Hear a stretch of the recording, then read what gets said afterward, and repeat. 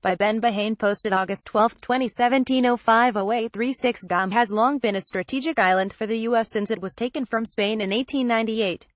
In World War II, it was known as the Warehouse of the Pacific for its logistical role in supporting the island-hopping campaign against Japan, and it was from nearby Tinian Island that the Enola Gay took off to drop its atomic payload on Hiroshima.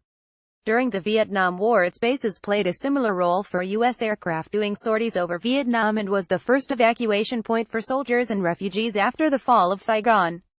These days it is often called America's tip of the spear and the unsinkable aircraft carrier, with its military bases so close to North Asian flashpoints such as North Korea and the South China Sea. Unlike the rest of the nearby Micronesian nations who are in Compact of Free Association (COFA) with the U.S., Guam is considered 100% U.S. territory.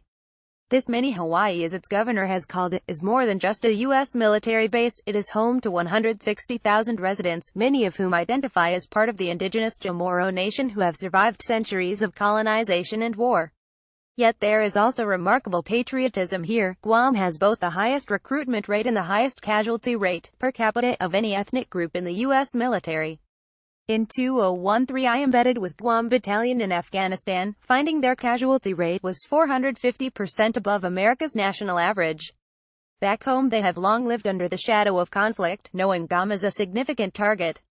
This has increased since the U.S. announced a huge military buildup there. America's Pacific pivot. While much attention has been focused on the wars of Iraq and Afghanistan, since the early 2000s the U.S. military has been quietly developing what the former U.S. Assistant Secretary for the Navy, B.J. Penn, described as the largest project that the Department of Defense has ever attempted, a $15 billion upgrade to Andersen Air Force Base and Naval Base Guam, along with the planned relocation of thousands of U.S. Marines stationed in South Korea and Japan. Already, U.S. bases cover one-third of the island. While the infrastructure and increased naval and air force presence continues, there has been a scaling back of the Marine deployment. One of the main reasons for the Marine redeployment was a sense that the U.S. military in South Korea and Japan were increasingly vulnerable to missile attack, and so it was better to get more distance by relocating to Guam. Then it became apparent that even Guam may be too close to the action, hence a newer strategy based on the idea of distributed lethality. As part of the U.S. rebalance into the Pacific, growing concern about advanced missile technology in China and North Korea is one reason why U.S. Marines initially pegged for bases in Guam have been sent to Darwin instead, say far distance and more response time.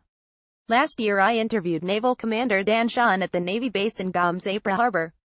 The considerations that were given to the rebalancing follow the line of thinking of having a distributed laydown, of having forces in various locations but still in the proximity of potential contingencies, as well as maintaining a stable presence with our partners and allies in the region, he said.